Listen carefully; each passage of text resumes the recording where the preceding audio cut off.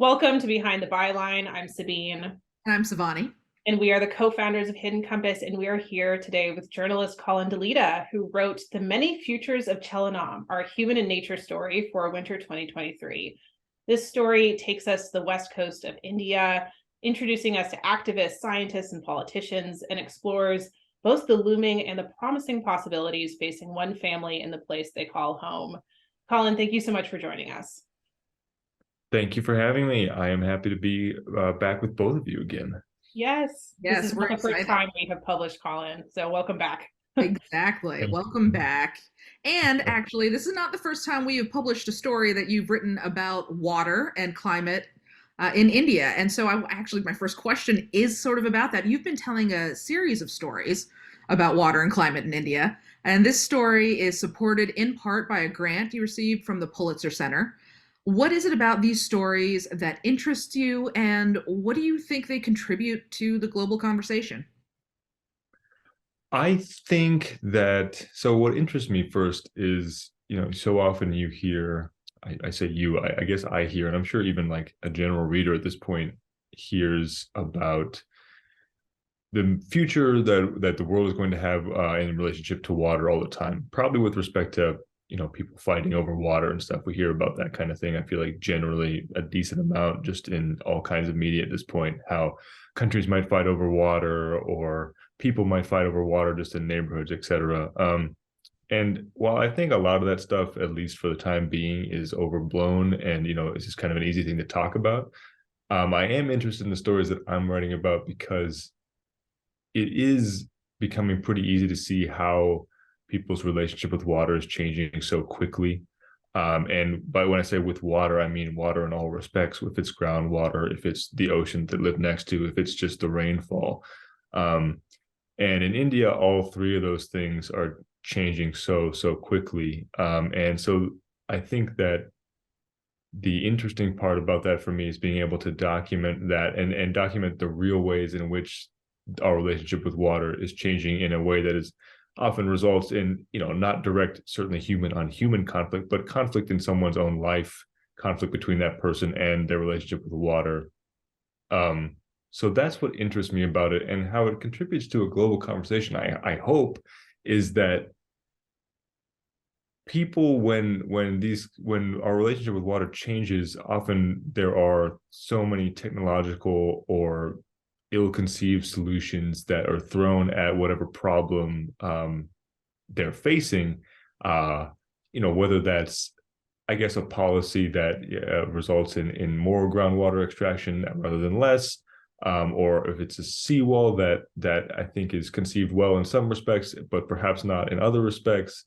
And so I think that it's important to examine how people and governments are initially trying to figure out how to solve these problems, and doing so in ways that are often kind of slapdash and perhaps not as well thought out as they should be. And so I hope anyway that it's important to examine those things so that at the very least we can see what's not working, and how we can go forward from there, because I think we're going to need to go forward with better solutions rather quickly. And so learning from what does not work, hopefully, contributes to an eventual series of successes in that way.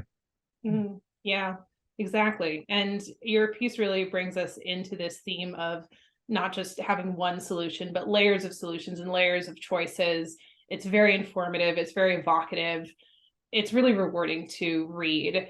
What was the most rewarding thing about writing the story?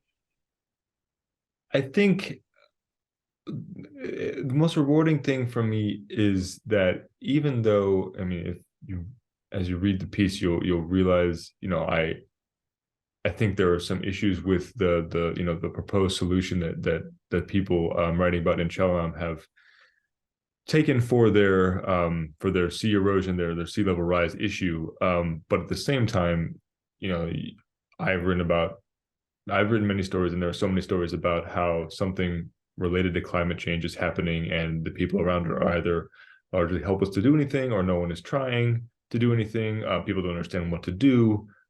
And in this case, that's not what's happening, right? Like, there is a movement that said, okay, we have this specific problem. and we think we have this specific solution, and so we're going to implement that, and we're going to see how it goes. And despite what I think is a necessary, hopefully continuing series of adjustments for them, I think that watching someone talk about and be able to enact a solution that can at least buy his hometown a lot of time to figure out what to do is inspiring in that way. I mean, it's the new seawall came up so quickly, and it's just nice to see that there are actually things that people can do to better their own lives in the immediate term, despite the climate change related challenges that we're all hearing about all the time that seem often just like totally overwhelming. So it was nice to see action taken and a real result very quickly. It is a fascinating story. It is inspiring and so much more. And if you're watching this video, if you haven't read the story yet, please do go check it out. And for those of you who aren't familiar with Hidden Compass, we run these patronage campaigns. We have a patronage model that we run with our contributors. With every story we publish, there is a patronage campaign that launches with it. We split the proceeds of those campaigns 50-50 with the writers, in addition to their article pay. And it's a chance for you as the reader to really reflect that partnership that we see between you, us, our contributors, and to support the writers whose stories you find interesting and moving. So we encourage you to contribute to those. Colin, for folks who have already contributed to your campaigns, is there anything you'd like to say? Yeah, thank you.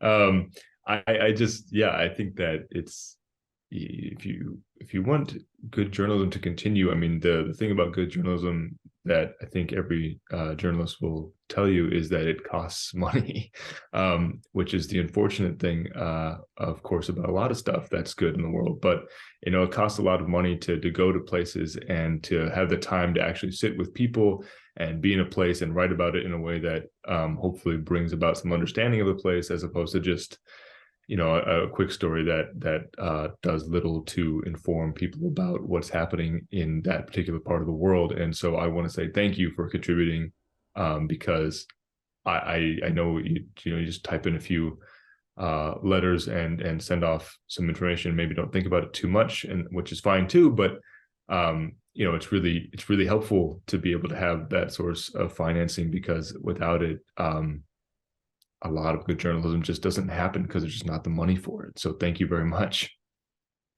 I'll echo those thanks. And thank you, Colin, for writing a beautiful piece, a fascinating piece. And thanks for joining us today.